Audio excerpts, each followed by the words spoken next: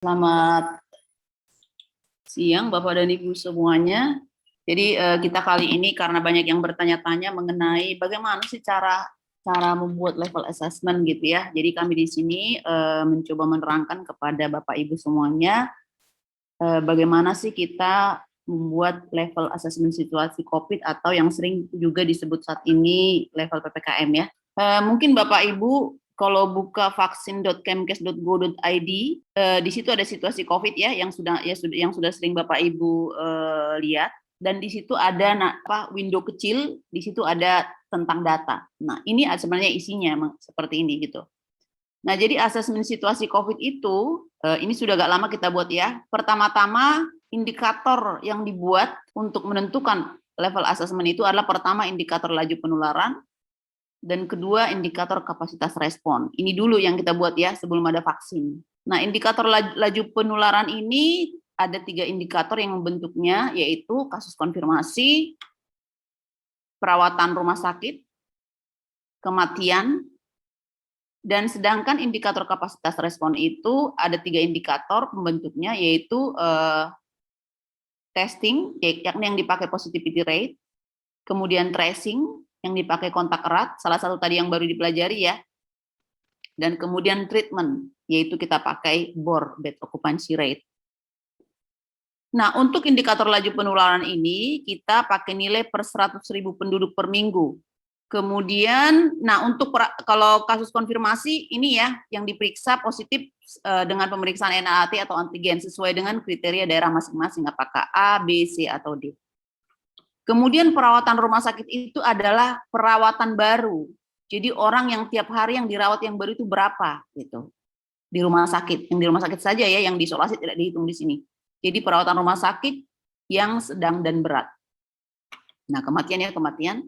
Kemudian untuk positivity rate, di sini bisa kita lihat bahwa ada catatan di sini, bila positivity rate lebih dari 5% itu menggambarkan berarti di wilayah kita sudah ada transmisi yang luas dan kurangnya testing. Nah, sehingga kita ada kriteria rasio minimal testing itu 1 per 1.000 penduduk per minggu. Ini harus terpenuhi. Sering ada teman-teman dari kabupaten kota bertanya, saya kan positivity rate-nya rendah, kenapa nilainya terbatas atau jelek gitu ya, padahal tidak dilihat rasio testingnya tidak sampai 1 per 100.000 penduduk gitu ya. Ini yang menyebabkan. Kemudian untuk tracing ini kontak erat supaya dia bagus itu harusnya minimal lebih dari 14 ya, jadi minimal 15 yang harus diidentifikasi dalam 72 jam. Kemudian indikator treatment yaitu BOR, bed occupancy rate, ini dikatakan memadai bila sudah lebih dari 60%. Nah, ini yang pertama kita buat pembentuk level assessment. Nah, kemudian sesudah ada vaksinasi, maka menjadi ada lagi kita tambahkan indikator vaksinasi. Jadi prosesnya gini, sesudah selesai ini ada levelnya, misalnya level 1, 2, 3, 4 gitu ya, kemudian ditambahkan lagi ini nanti. Jadi dia berada di mana. Nah, untuk vaksinasi itu, untuk dosis, di sini ada kategorinya terbatas, sedang, dan memadai. Dan yang dipakai untuk vaksinasi adalah vaksinasi 1 total dan dosis 1 lansia. Nah, dosis 1 total dan dosis 1 lansia. Nah, ini kriterianya dikatakan terbatas untuk dosis 1 total bila kurang dari 50, sedang 50 sampai 70, dan memadai itu lebih dari 70. Sedangkan untuk dosis 1 lansia dikatakan terbatas bila capaiannya kurang dari 40%, sedang 40 sampai 60, dan memadai lebih dari 60%. Ini lebih detail isi untuk indikator laju penularan dan kapasitas respon ya, seperti ini. Jadi dia tingkatannya sebenarnya tidak ada kasus, jadi tidak ada sedikit pun, tidak ada, berarti 0 ini kasus konfirmasi 0, perawatan rumah sakit 0, kematian 0. Nah, ini tidak kasus. Ini ada lagi kasus impor dan sporadis. Di sini bila kasus diimpor atau sporadis, kemudian kasus klaster bila terbatas pada klaster, dan kemudian ada level. Jadi sebenarnya levelnya itu ada 7 ya, tapi yang kita pakai hanya di sini karena ini susah ditentukan. Level yang 3 ini susah ditentukan. Jadi kita saat ini di Indonesia pakai level 1, 2, 3, 4 dengan kriteria seperti ini. Nah, untuk indikator kapasitas respon dengan kriteria seperti ini. Ya, Bapak Ibu sudah tahu ya. Ini yang level pertama kita buat ya. Alamatnya masih sama, vaksin.kemkes.go.id. Nah, ini kita pilih di sini ya. Mungkin semua udah tahu, di situasi COVID, ada kita pakai strata nasional, kalau dibuka mulanya nasional, kemudian kita bisa buka per provinsi, kabupaten kota, dan ada tentang data di sini. Nah, ini yang saat ini ya, bentuknya kita sajikan di sini untuk transmisi komunitas, kemudian kapasitas respon, nah, dan vaksin. Ini contohnya transmisi komunitas. Di sini ada tingkatannya. Nah, di sini ada lagi summary tingkatannya. Summary tingkatan ini adalah kriteria terjelek dari ketiga indikator ini. Jadi seandainya di sini ini TK1, ini TK1, di sini TK2, maka di sini dia menjadi TK2. Jadi kita selalu memilih yang terjelek. Demikian juga di sini kapasitas respon. Di sini ada memadai, ada sedang, ada memadai. Nah, kita pilih yang terjelek, statusnya itu sedang. Mungkin kita perlu tahu juga sumber-sumber dari indikator-indikator ini. Pertama ini, transmisi kasus konfirmasi, itu berasal dari NAR. Ada 3 yang bersumber dari NAR dari sini, yaitu untuk testing, untuk mengetahui positivity rate, kasus konfirmasi, dan kematian. Ketiga indikator ini kita ambil dari aplikasi NAR. Kemudian tracing, itu dari Silacak. Sedangkan rawat inap rumah sakit serta treatment itu dari Eras Online. Sedangkan ini vaksinasi itu berasal dari aplikasi SIDVC. Nah, ini contoh summary juga yang kita buat ya. Jadi untuk penilaian asesmen itu tadi ini untuk penilaian akhir ini ada tingkat penularan dan kapasitas respon, itu dia ada hasilnya ini.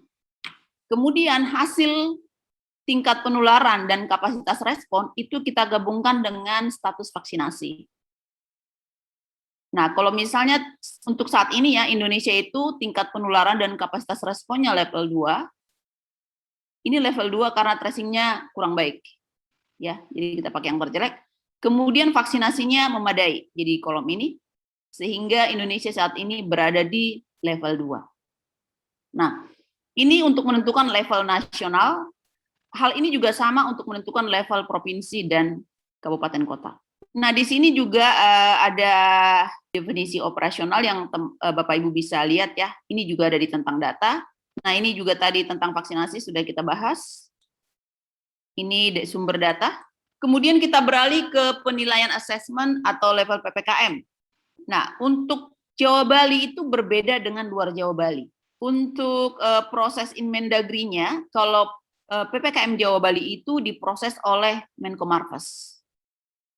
Nah, untuk level PPKM Jawa Bali itu, indikator yang digunakan adalah transmisi komunitas dan kapasitas respon, itu ada hasilnya. Kemudian nanti digabungkan dengan cakupan vaksinasi satu total dan vaksinasi satu lansia. Kemudian untuk luar Jawa Bali, ini proses Inmendagri-nya dibuat oleh Menko Ekonomi, Kemenko Ekonomi ya. Nah, indikatornya adalah transmisi komunitas ditambah kapasitas respon, ini sudah ada hasilnya, maka menjadi ditambah cakupan vaksinasi satu total. Nah, ini bila kurang dari 50% cakupan vaksinasi totalnya, dia levelnya akan naik satu level. Jadi kalau tadinya dia level 1, kalau tadinya dia di sini level 1, tapi cakupan vaksinasinya kurang dari 50%, maka dia akan menjadi level 2. Nah, ini untuk luar Jawa Bali. Mungkin ini banyak pertanyaan yang banyak orang yang bertanya ya. Nah, ini ada Inmendagri-nya ya, mungkin Bapak Ibu sudah baca juga. Kemudian soal PPLN dan non PPLN, sejak 14 Januari PPLN sudah tidak kami masukkan dalam penilaian level assessment. Nah, mungkin perlu bertanya-tanya juga, ya Bapak Ibu bertanya juga soal pembuatan Inmendagri. Ini saya tahu karena saya bertanya kepada Kemenko Ekon, kalau belum bertanya ke Marves ya. Jadi ini adalah sebenarnya contoh proses pembuatan Inmendagri. Misalnya, bila data diambil pada hari Minggu, misalnya tanggal 2 Januari ya. Nah, kalau data itu diambil tanggal 2 Januari, maka kondisi data yang diambil itu biasanya tanggal 1. Karena telat 1 hari ya. Kita tidak bisa langsung kalau tanggal 2 Januari saat ini, kita tidak bisa langsung menyajikan level assessment tanggal 2 Januari, tapi telat 1 hari. Nah, biasanya Inmendagrinya itu keluar tanggal 3 Januari malam. Dan yang berlaku tanggal 4 sampai 17 Januari. Nah, seperti kemarin ada yang WA kepada kami, padahal inmen-nya itu sudah 3 hari yang lalu, tapi dibandingkan dengan level assessment-nya yang sekarang ya tentu berbeda gitu ya. Jadi jangan bandingkan Bapak Ibu menerima level Inmendagri hari ini, jangan bandingkan dengan kondisi hari ini. Gitu, karena itu nggak pas pasti. Oh ya, ini juga perlu, ini juga ada yang bertanya, kenapa kami kasusnya 0, tapi di Cilacap masih misalnya jadi terbatas gitu ya. Nah, ini makanya harus diupayakan tanggal kasus, bila kasus diterima hari ini, sebaiknya langsung di Cilacap juga hari ini, supaya nanti sinkron. Kalau di kasus konfirmasi, di level assessment-nya, dia sudah 0, sementara Cilacapnya masih ada, maka nanti kondisi tracing itu akan menjadi terbatas.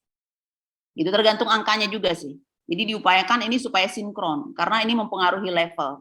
Mungkin itu dari saya, Ibu Moderator, kalau ada yang mau bertanya lebih dalam, kami persilakan. Terima kasih.